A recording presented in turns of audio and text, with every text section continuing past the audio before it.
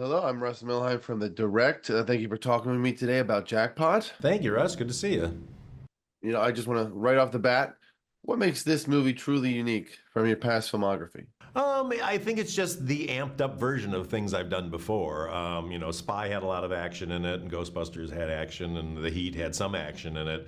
But I've always been wanting to do like a full on physical comedy, but I never wanted to do one that was just silly or frivolous. And so when this script got sent to me with this kind of really hardcore concept in the middle of it, it just felt like the perfect opportunity to get to do everything, to do something that wasn't completely frivolous, but still could be super fun.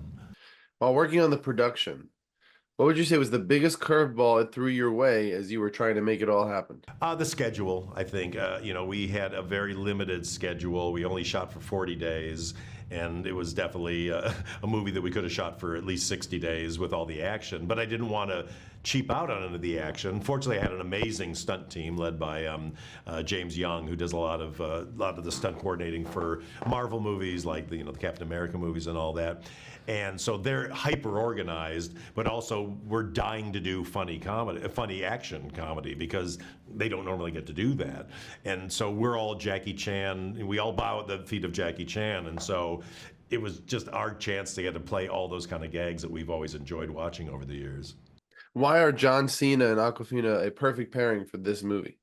Because they bring two very different takes on the world and on comedy.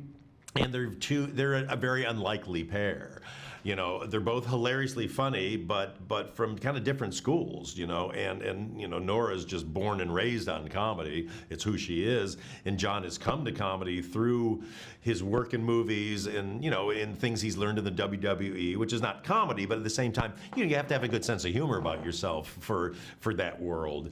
And the combo of the two of them, they're really good opposites that actually play as very similar by the time their friendship blossoms in the film. Now, where do you stand on, this is unrelated, but Bridesmaids 2? Will that film ever happen? Chris Wigg said, recently that there have never been talks. Is that true?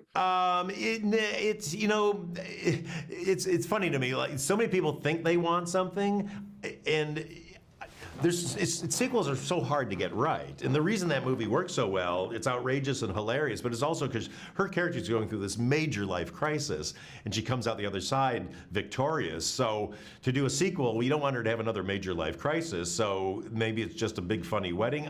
I don't know. If a great script or a great idea came up, I think we would all jump at it, but at the same time, it's kind of a great thing to just sort of leave it alone. Zoey's Extraordinary Playlist. I was a big fan. What's the status? It's Dude, thank you. It's gone. It's gone. No, I mean, I'm so proud of that show. The 2 seasons we got were just amazing.